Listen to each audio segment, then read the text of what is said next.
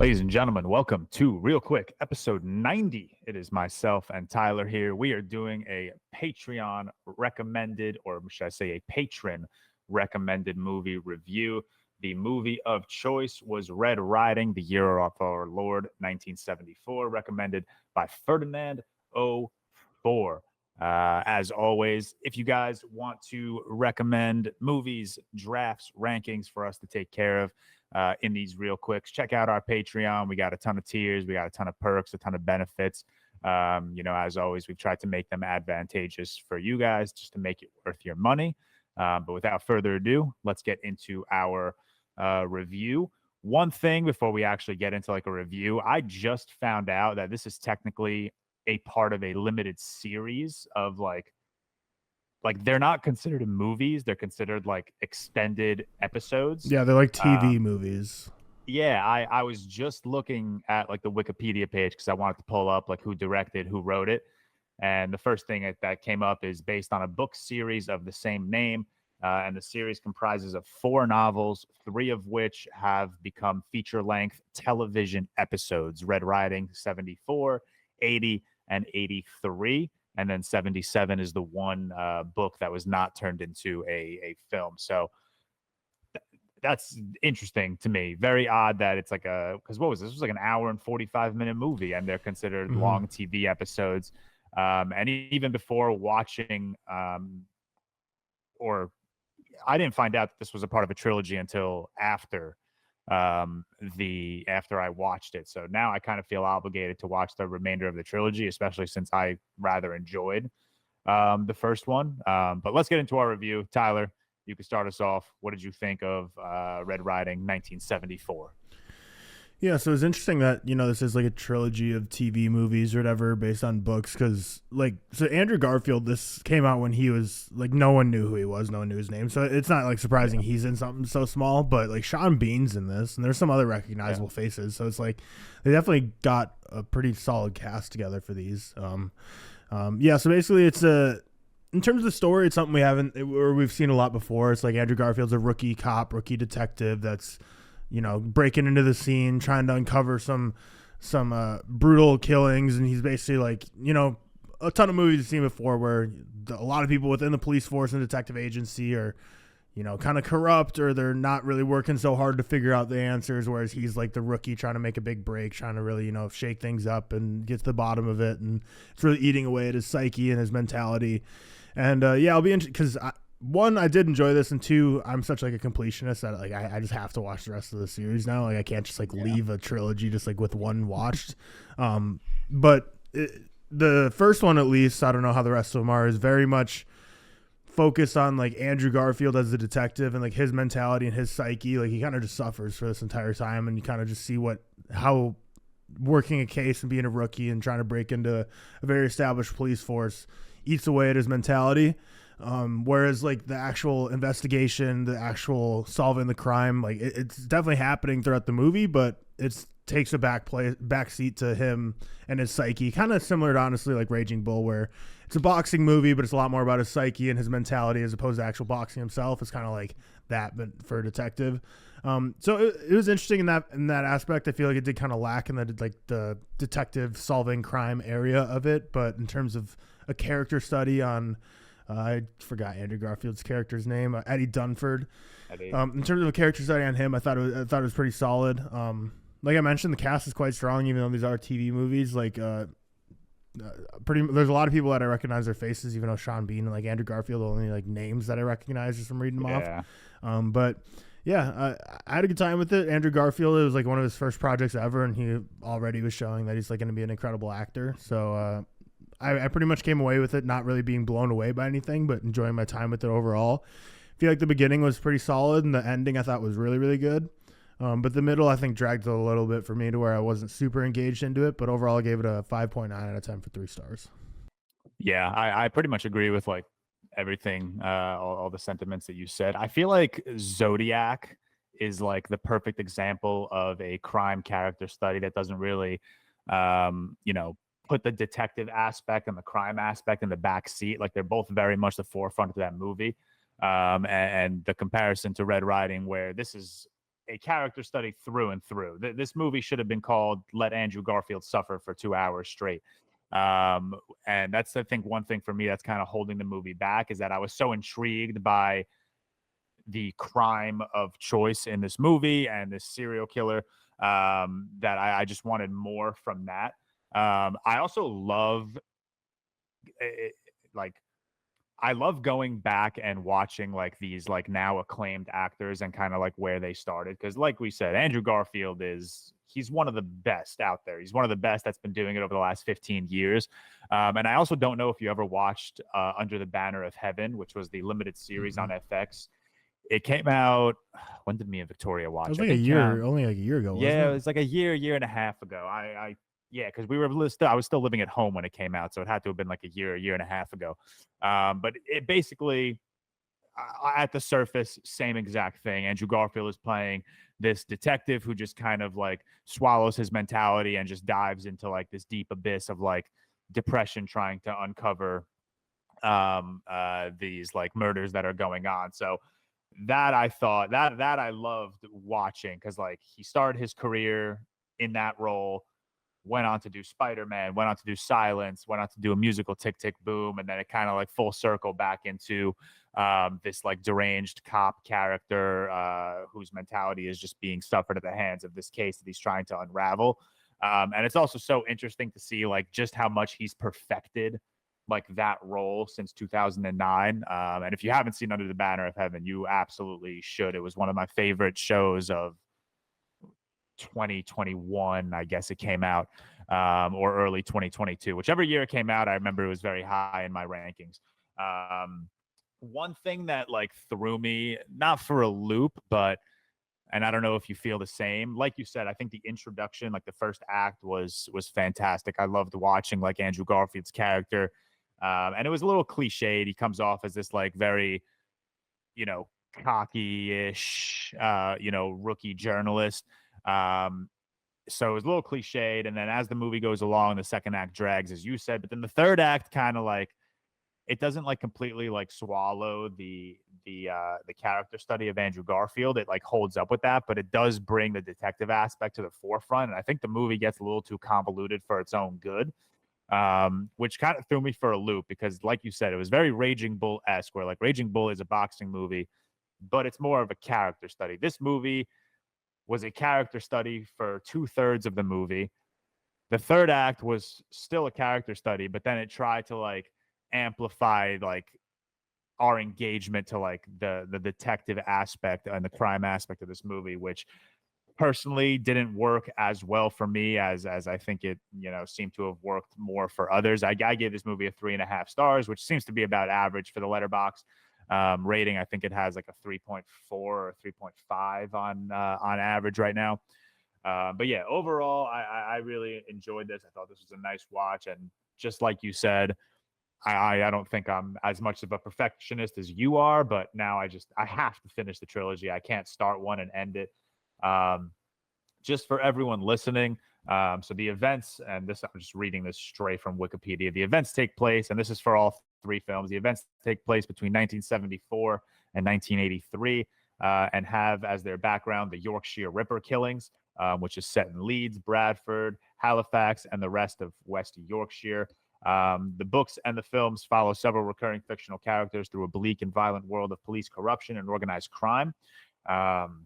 So there's a lot going on in all three of these movies, and I'd be very curious to see where 2 and 3 kind of go. I don't know about you, but I'm not, and I hate to say this, as ignorant as it sounds, I'm not really like up to speed in the Yorkshire killings. I don't entirely know the magnitude of them. I don't know, how far they spanned.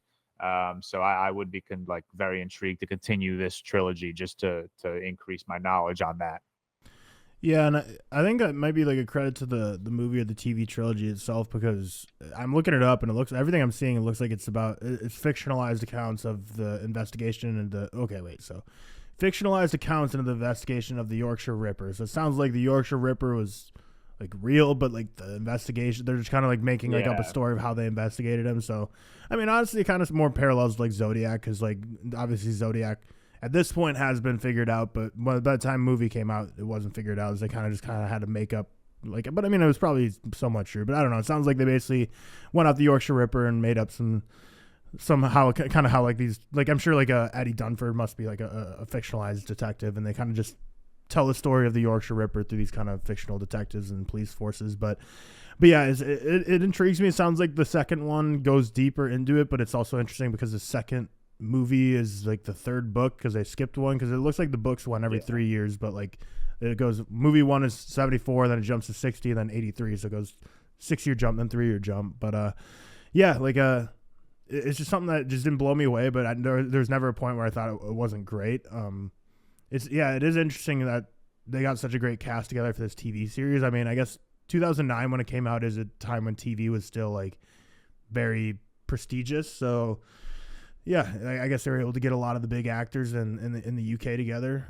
Fun fact though, Andrew Garfield, fake British person. He was born in Los Angeles, which I didn't even know. He was born in LA. When he was 3 years old, he moved to the UK, and his parents are British, but he was born in LA, so he's just another typical Hollywood elitist actor. He's not actually a British actor, so fake news the whole time. But yeah, he gets to show off his Yorkshire accent. I wonder, because I saw a lot of reviews saying like, oh, he did so great in this series, and then like the next year he was in The Social Network, which sent off his career, which I'm sure this trilogy helped, but I don't know. I guess I feel like he was probably, if the Social Network came out in 2010 and these came out in 2009, I'm sure he was probably cast and probably recorded the whole movie before this aired on TV. So, but yeah, I don't know. This came out like right when he was breaking out, so it was like kind of cool to see, like you said, go back to his really early stuff, which is kind of the first. He was in a couple things since like 2004 before this, but they were all super minor. This is probably like the first time he was in something that like a decent amount of people watched. So it's interesting going back to that point, because clearly he showed off his acting chops and he was pretty strong in this, which shouldn't really surprise us. We all know Andrew Garfield's a great actor. Yeah, and even looking at his filmography, like everything before 2009, I don't even recognize the Imaginarium of Dr. Parnassus, the other Boleyn girl. So yeah, see, it's 2009, and he was in all 3 episodes. And looking at the cast list, doesn't seem like a lot of people were in all 3. Sean Harris was, Robert Sheehan was, Sean Dooley was. Wow, this is a stacked fucking cast across like all 3 of these trilogies. So I truly wonder, like, where did Andrew Garfield come up in this? Because like you said, at this point in his career, he was not like that acclaimed of an actor, which even makes me wonder, like, why David Fincher cast him in The Social Network. Obviously, fantastic choice, one of the best supporting actor performances ever. But up until this point, even in television, you know, he was in Doctor Who, he was in 2 episodes, so that's not really much. But like after 2009, he fucking blew up, went from The Social Network to doing Spider-Man back-to-back, Hacksaw Ridge, Scorsese's Silence, obviously should have won for Tick, Tick, Boom. But yeah, this was a crazy outing, in my opinion, for Andrew Garfield, because he really did show his acting chops, and especially a character like this that just absolutely goes through it. Even if you look at like all the Letterboxd reviews, they're all just the same thing worded differently. Andrew Garfield suffering for 2 hours straight. So this was a fantastic, like, it's not even like an introduction, but this was a great like first outing for like people to like truly recognize him and see like what he's capable of. And then obviously goes on to do The Social Network, where he should have won for Best Supporting Actor. Damn, Andrew Garfield should have 2 Oscars to his name, and it pisses me off that he doesn't.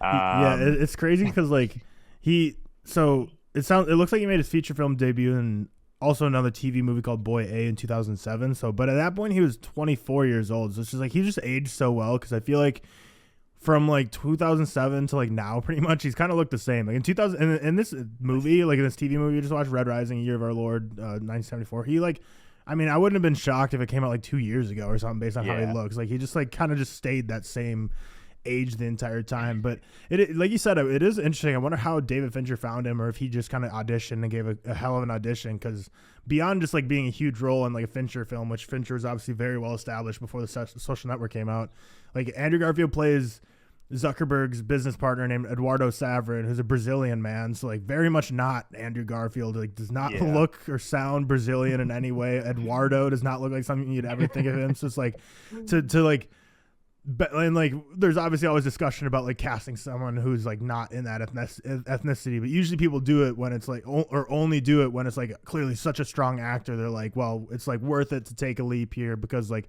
they're so good as an actor that we want to have them portray this role. But it's like he's literally had nothing before this, so for like Fincher to be able to be like, yeah, let's like just cast this like Brazilian dude named Eduardo as like this no name guy who's been in a couple TV movies is kind of like a crazy leap that Fincher, or I guess whoever his like casting lead was, which is just kind of like crazy that it worked out so well because he, I mean, I guess he probably was the best part of The Social Network acting wise, but I guess I won't say it too confidently because I did really, really love Jesse Eisenberg in it, but he was just like another phenomenal part of the movie, Andrew Garfield. So it was just like, yeah, crazy that Fincher was able to find him when he did really nothing before this. But I also wonder, like, The Social Network is such like it's not a film that requires like a ton of editing for like CGI purposes. So like if that movie was filmed in 20 days, I would not be surprised. So a True. jump from 2009 and Red Riding, like maybe Fincher saw Red Riding 74 and then decide like maybe it was such a not a last minute casting, but like it's not like he needed like 3 years to like cast the role of Eduardo Saverin. Maybe he saw him in 1974 and was like, damn, this dude's got fucking potential. Let's bring him on for The Social Network. But yeah, like you said, at that point, Fincher was such an established filmmaker in 2010, whenever the Social Network came out, for Garfield to jump from essentially nothing on his filmography, both TV and movies, to that is just ridiculous. And it is crazy how quickly he ascended because like obviously he had Social Network and then like you were talking about through his whole filmography, and I guess I don't know, like in my mind, it just historically Andrew Garfield kind of seemed like he had like a gradual natural rise to the top, but like I guess TASM came out in like 2012, which is like kind of earlier than I thought or remembered it, so it was just like back to back bangers. But I'm just looking on the Wikipedia page right now, so like take it for what you will, but sounds like Fincher, like it sounds like Garfield auditioned for the role of Mark Zuckerberg in The Social Network, which is really interesting, and then Fincher found him better suited for Saverin. But that's like so weird. Like it's just like one of those things that like when you hear like Cillian Murphy auditioning for the Batman or something, like you're obviously like they're a great actor, but like I could never in a million years in my mind picture that working out. Like I could never picture Andrew Garfield being Mark Zuckerberg, like because it's just like one of those things where like Jesse Eisenberg was just like such a perfect casting decision for that. That's like, man, I could never picture Andrew Garfield. But also like I don't know if I could ever picture Andrew Garfield from like watching The Social Network and watching Red Rising, like picture him being, or Red Riding, picture him being Spider-Man. So I guess that worked out well. Yeah, true. That's also like Jason Momoa auditioned for Batman before it was obviously cast to Ben Affleck, and he was cast as Aquaman, which is just fucking hilarious because like now years later it's like, no, I can't see him as Batman. I can't see Andrew Garfield as Zuckerberg. I can't see Cillian Murphy as Batman in the Nolan trilogy. But then then they were casting these supporting roles, and we were like, okay, well, they're perfect for these roles. I don't know how much into spoilers you want to go. I don't really have anything else. Yeah, I don't think this is much of a spoilery movie. Like you said to start your review, this really isn't anything like we haven't seen before. We've seen it done, and we've seen it done better. But for a book to film long television show, which is still weird to say since they're 2 hours each, I think this was a really solid adaptation. I think this was a really solid outing for Andrew Garfield. There was a lot of range that he had to show in his acting chops, and like we've said a few times in this review, you're just watching this man be tortured for 2 hours straight, and he's such a good actor that he sells it completely. It's a lot of a character study, which I adored. I went with a 3.5 out of 5. I believe, what did Cam say? Unfortunately, Cam couldn't join. He's dealing with some personal issues. Cam gave it a 67 out of 100, so around a 3.5 out of 5. A lot, and he says, I enjoyed it for the most part. Thought the ending was good. Interesting that that it's a trilogy that came out all in the same year. That is interesting, but now that I know it's like a long TV show, I guess it kind of makes sense, but still, 3 2-hour episodes in 1 year is kind of cracked. That's like what was that fucking horror trilogy that came out last year, Fear Street? Same thing. They all came out within like a week of each other. So yeah, very interesting. I enjoyed it. 3.5 out of 5. Cam also enjoyed it. 67 out of 100. Tyler, 5.9 Nailed it. out of 5.9 out of 10 for 3 stars. We could wrap up our review there. Keep an eye out for our letterboxds because I'm definitely going to be checking out the remaining 2, which is 1980 and 1983. I wonder what the decision to not adapt 77 into a novel, into a feature-length television episode was. I'd be curious to look into that. But that'll wrap up our review of the Red Riding Trilogy Part 1, 1974. Highly recommend if you guys are into, if you guys like Zodiac, if you guys like Seven, these detective character studies. So highly recommend it. Again, our Patreon, if you'd like to recommend us movies, drafts, rankings, games, take a look at our Patreon. We do 2 of these every single week, and follow us on all of our socials. We are pretty much everywhere: TikTok, Instagram, YouTube, Apple Podcasts, Twitter. That'll wrap up real quick episode 90, and we will see you guys soon for episode 91.